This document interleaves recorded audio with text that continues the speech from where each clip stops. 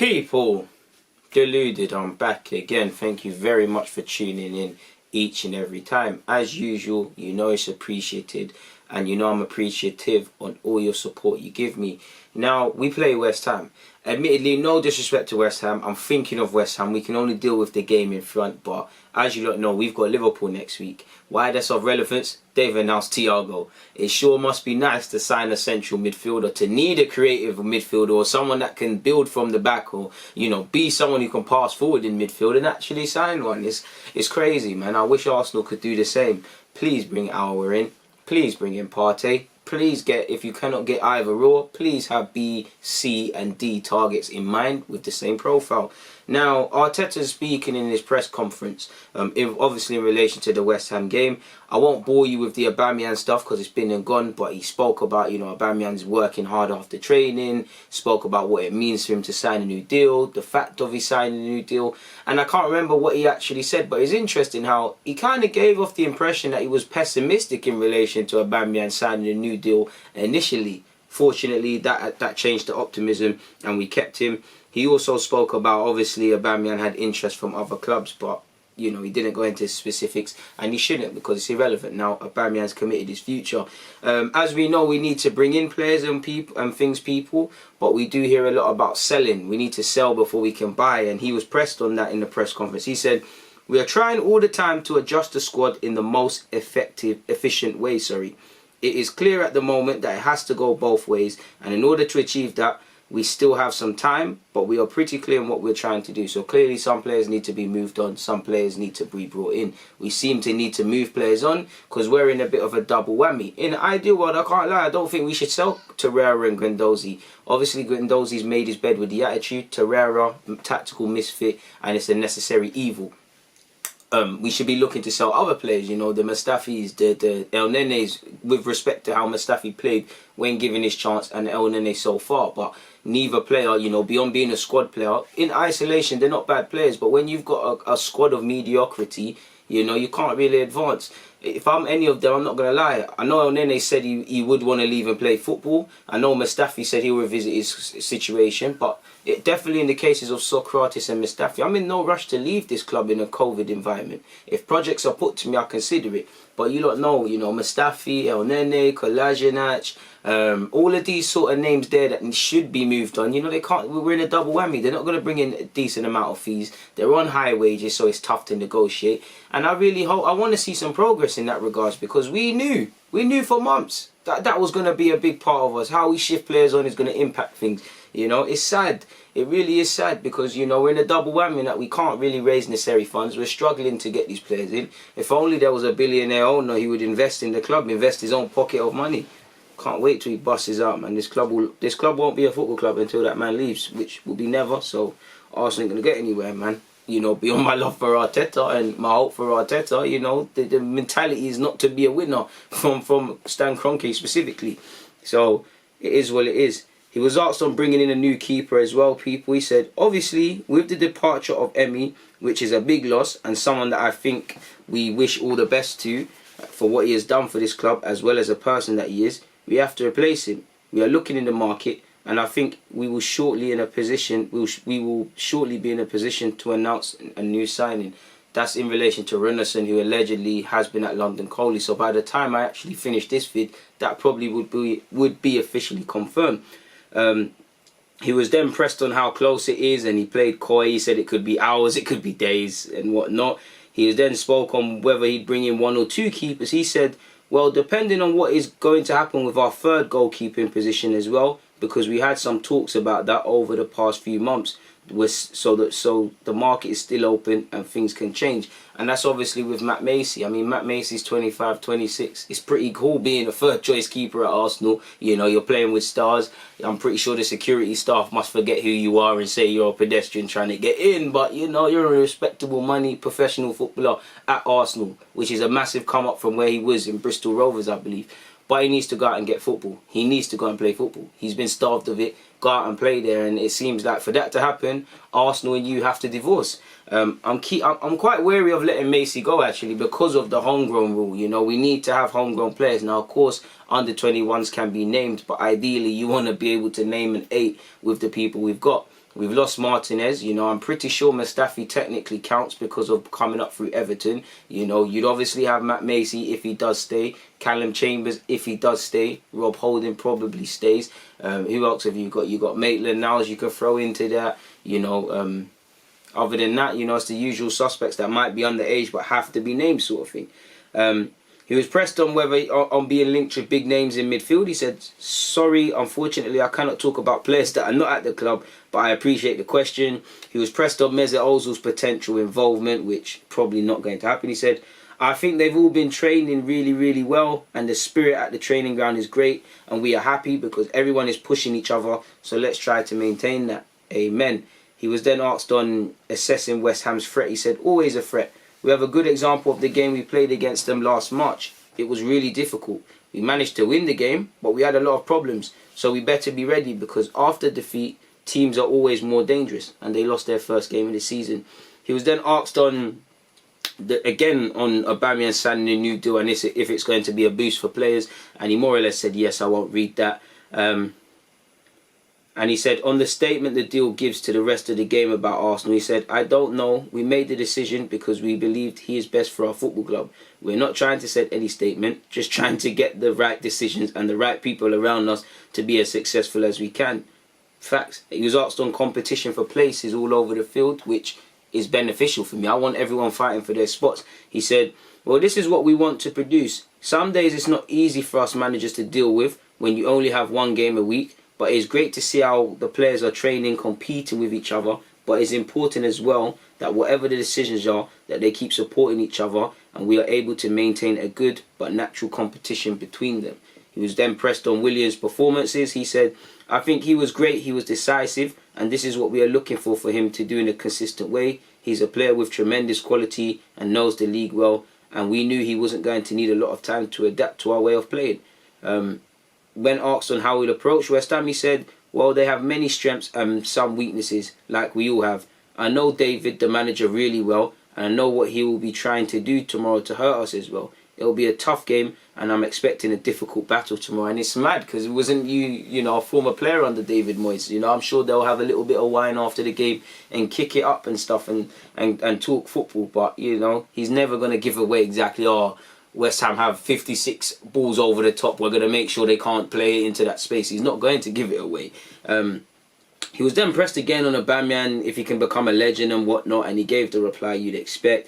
He said when asked on how much the rest of the squad need to reach the next level, he said, "That's the next step, but for now the goals that he has scored in this..." Oh, so forget talking about that, people. That was another Aubameyang question. Again, I'm trying to avoid the Aubameyang things.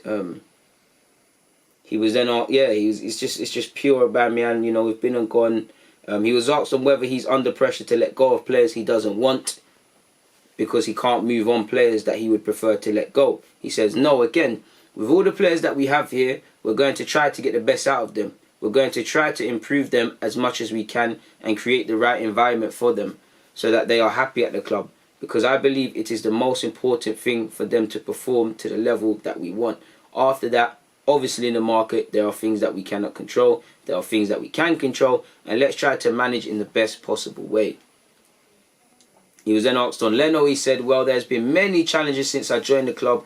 Obviously, that one was tough, but before that, as you can imagine, there were some conversations in the background about developing things in one way. So I knew what was going to happen with Imi. I had many discussions with him, and I think we all finished in really good terms, and we decided that Burn was going to be the starter." He was then asked on if he had to give assurances to certain keepers. He said, "I was very clear with both of them that it wasn't a number 1 and 2, and that they had to compete for the place like any other position in the team." And he said, "To be fair, Leno was superb before he got injured at Brighton, and Emil was absolutely excellent with all the games that he played and how much he helped us as well with winning the trophies. But at the end of the day, that created a big competition, some big expectations from both of them, and we have to deal with that. We were really open, trying to have those discussions, and at the end, Imi had a really good offer, really well suited to what he wants to achieve long and short term, and we allowed him to leave." He was then asked on Kolasinac potentially going to Leverkusen. If you wanted Kolasinac to stay, they shut it down. But he said, "I think in every case, you have to try to take individually. First of all, try to understand the reason. If that's the case, when they want to leave and why, If there are things that you can help to change them, to give them more, you have to try and maximize those options. And when it comes to a point where it's obviously something that you cannot control and cannot help, and it's clear and evident, then you open the door. But then it goes down to the club to decide when and how, and that's a player with a contract that has to get the right value and go to the right club. He was then asked point blank if he expects Kolasinac to leave. He said, at the moment, I'm not expecting anyone to leave very shortly. That's where I am. And that's playing a bit coy, because Torreira, if you believe reports, he's got 2 feet out the door. So, you know, he's being a bit coy. There is movement. We need to have movement. But again, it doesn't make sense Arteta coming out publicly and saying these things, whether they were to come, as much as I would like to hear it. Again, he was asked about Aubameyang and it was ignored. He also paid homage to Jack Wilshere and the fact that he's not fit. He was asked on David Luiz. He said, David is training with us today and he's feeling much better. He will be available for tomorrow. He was then asked on if he will be going straight into the 11, and he was asked, the same thing was said to him. I believe if David Luiz is genuinely fit, you know, if he's had a couple of days in training and passed, I think David Luiz will start. Probably Rob Holding will be the one to drop out, or potentially, you know, with David Luiz, that gives you the opportunity to play Saliba, Gabriel and David Luiz and move Tierney over there. Now, you know, if Saliba still needs to be blooded in slowly and things like that, then his first appearance might be obviously in the EFL Cup against Leicester City next week, Wednesday, I believe, or Tuesday. I'm not too sure. If David Luiz is fit, I could see him playing in defence. But, you know, regardless of if... I believe it should be the same team that played against Fulham. They all played well. They all deserve it. But at the same time, if David Luiz is fit and Arteta wants him to play or start, who am I? Now, Reece Nelson, you know, he's under a lot of pressure last season. He's under a lot of pressure this season. Saka's not even getting game time, so it's peak for Nelson. But, you know, Saka, Pepe, Willian, Aubameyang on the left. You know, we've got some good options to flirt between in the wide positions, people. Reece Nelson is there to add to the competition, but him and Emil, they've got to show it. Or in January, you could potentially leave on loan or permanently if you're not showing levels.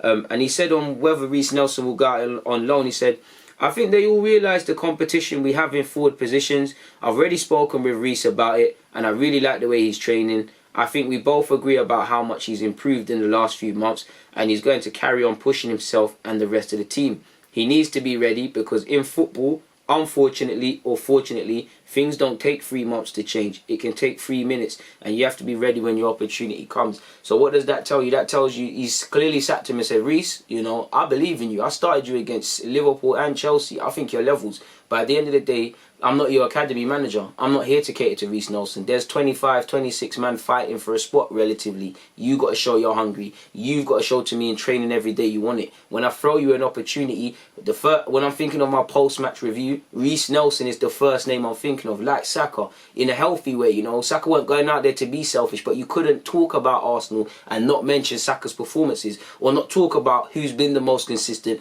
and not mention the young 18, 19-year-old and various other sub-subjects like such. That's what Reece Nelson has to be. He has to play to the level that Arteta sees you in his dreams. That's what you got to do. You got to give Arteta even more of a headache. Same way Willian's giving man a headache. Pepe should be giving man a headache. Nelson should be giving man a headache. Arteta shouldn't even be allowed to breathe, you know. He should always feel... He will always have confidence in the team he puts out, but he should always be like, okay, I played Pepe, Lacazette and Aubameyang. Was that the right one? Or should it have been Nelson and Willian? It needs these problems. I think there's every benefit for Reece Nelson. I want him to stay at the club. I think there's every benefit for him going out on loan. I think that's... Arteta has told him, listen, train. You know, I believe in you. What I've just said as well, people, bear that in mind. But at the end of the day, spots are earned. Like he said, be ready. Injuries, things can change. You might not, you know, I might not play you in these 2 games. I might say, Reece Nelson, go start against Liverpool. Make sure you take your chance. Like he said, 3 months or 3 minutes, it can change. In 6 months, if Reece Nelson is still here, he needs to sit down with his agent and review the situation if he hasn't played. But this tells you your opportunity. You might not get it initially, but just work. And when you stay ready, you don't need to get ready. When that opportunity comes, Reece Nelson, grab it. Say, this is my shirt. There's no friends now. There's no friends. There's no friends in this team. No one should be friends. Don't get it twisted. We've got harmony. Everybody loves each other. But there's no friends.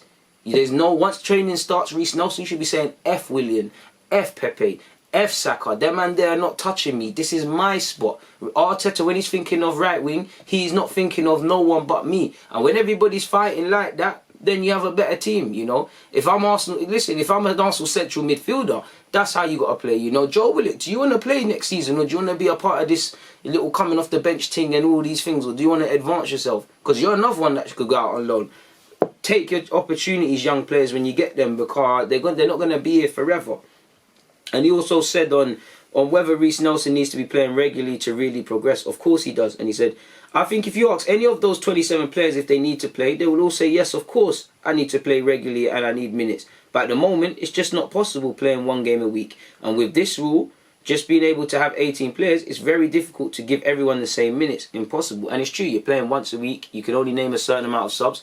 And that's the gauntlet. Because for me, if I'm Reece Nelson and I'm not in the 18 match day squad, regardless of if there's one game a week, I'm seeing that as them players there are doing something better than me. Arteta trusts them more. Now, does Arteta trust me, or does he just not trust me as much? What can I do to get in that lineup? Because you see match day, I'm not on this play thing. I want to be involved. You know, I don't want to be on the bench, but I want to be involved. I'm not trying to hear this, there's only one game a week, I can't be involved. What's all of that? I'll be saying to myself, Arteta, that's BS. I don't care if we're playing 1 week, 10 weeks, or if we're playing 1 game a week or 10 games a week. You know, you need to be playing me. But that's only going to come by putting in a shift on the training ground. And when your opportunity comes on a match, they take it. I'm not the biggest fan of Mustafi, but he deserved to play week in, week out last season because he seized his opportunity. And there's been many different... Eddie Nketiah, you know, he might not have been the most prolific, but he seized to a degree his opportunity. Sees it when it comes to Martinez. He sees that number one. Now he's lost it now, but he can leave with his head held high. You get it? Seize these chances when they come, because they're not going to be here forever. I don't know what the press conferences had, but they just kept asking about Aubameyang. You know, I'm not going to keep going into it, but the last one he was asked on whether, obviously, Aubameyang's new deal shows that we're serious. He said, yes, we had to do some structural remodelling because we couldn't maintain the size of the club with what was happening in the last 3 years and coronavirus. So obviously corona and not being in Europa. He said, but we cannot forget that we're Arsenal Football Club and our history demands success and excellence. And in order to achieve that, whether it's our people, our staff or our players, we have to maintain the quality as high as possible in order to maintain the best possible chance to be successful. And yeah, he offered some interesting words. Like I said, they pressed him on Aubameyang. I don't want to speak to you guys about Aubameyang because it's been and done. Only time I want to speak about Aubameyang now is on a match day. You know, has he scored? You know, has he got to that 100 goals for Arsenal, which he's on 72. Hopefully that's 73 against West Ham. Forgive me if I'm wrong, but Lacazette last week, put himself up to 49. So he could get his 50th goal for Arsenal on Saturday, tomorrow. And, you know, Lacazette scored away from home last week, which doesn't happen. Can he? No player likes scoring more at the Emirates than him, really and truly, statistically. So can he bag at the Emirates tomorrow? Can we just win? Because we got Thiago and Liverpool man next week. But it was an interesting one to hear from Arteta. And obviously, you know, hopefully some players can be brought in that front. Hopefully the good spirit can be maintained. Hopefully a lot of things can happen for Arsenal. And it's a season to remember. Will it? You know? If you was to ask me to bet my life savings, I'd say no, but I'll back it all the way, people. I'm going to get out of here now, man. People, DG.